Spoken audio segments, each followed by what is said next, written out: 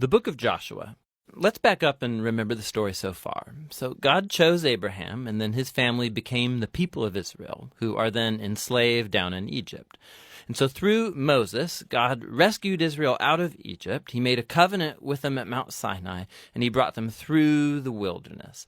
So Israel then camped outside the promised land, and Moses called them to obey God's commands so that they could show all the other nations what God is like. The book of Joshua picks up right after Moses has died, and Israel's ready to enter the land. So the story of Joshua is designed with four main movements. Joshua first leads Israel into the promised land, and then once they're there, they meet all this hostility from the Canaanites, and so they engage them in battle. Then after their victories, Joshua divides up the promised land as the inheritance for the 12 tribes, and then the book concludes with these final speeches that Joshua gives to the people. So let's dive in and we'll see how all of it flows together. The first section begins with Moses' death, and Joshua is appointed as Israel's new leader. And the author intentionally presents Joshua as a new Moses. So like Moses, Joshua calls the people to obey the Torah, which means the covenant commands that they were given at Mount Sinai. And then Joshua sends spies into the land, just as Moses did back in Numbers chapters 13 and 14, except it goes way better this time. In fact, even some Canaanites turn and follow the God of Israel. Joshua then leads all Israel across the Jordan River and into the land. Just like the sea parted for Moses in the Exodus, so here the river Jordan parts and the priests carry the Ark of the Covenant across, leading all Israel with them. Now, in chapter 5, the story transitions. So the people look back to their roots as God's covenant people, and so the new generation is circumcised and they celebrate their first Passover in the land. But then they turn and prepare to go forward. And Joshua has this crazy encounter with a mysterious warrior, who, it turns out, is the angelic commander of God's army. And Joshua asks, "Are you for us or are you for our enemies?" And the warrior responds, "Neither," which shows that the real question here is whether Joshua is on God's side. It makes clear that this whole story is not about Israel versus the Canaanites. Rather, this is God's battle, and Israel is going to play the role of spectators or sometimes supporters in God's plan, which leads to the next section. We find stories about all these conflicts that Israel had with different Canaanite groups. And the first part retells the story of two battles in detail, and that's followed by a series of short stories that condense years of battles into a few brief summaries.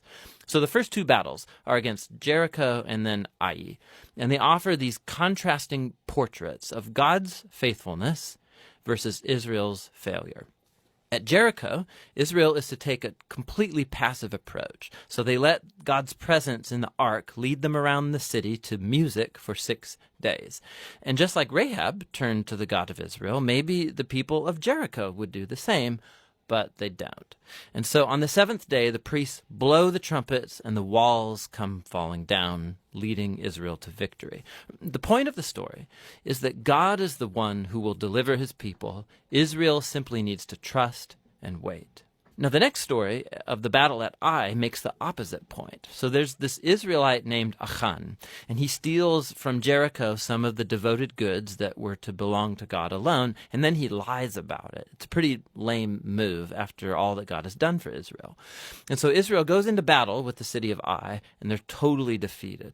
And it's only after humble repentance and severely dealing with Achan's sin that Israel gains victory. And so together, these two stories, they're placed right up front to make an important point. If Israel is going to inherit the land, they have to be obedient and trust in God's commands. They don't get special treatment. Now, the second part of this section begins with the Gibeonites, a Canaanite people group, and they do just what Rahab did as they turn to follow the God of Israel and they make peace with Israel. This is in contrast to all of these other Canaanite kings who start to form alliances and coalitions, and they want to destroy Israel. So Israel engages them in battle, and they win by a landslide. And so this whole section concludes with this summary list of all of these victories won by Moses and then by Joshua. Now, let's stop for a second, because odds are that these stories and the violence in them, they're going to bother you. And if you're a follower of Jesus, you're bound to wonder, like, didn't Jesus say to love your enemies? Why is God declaring war here?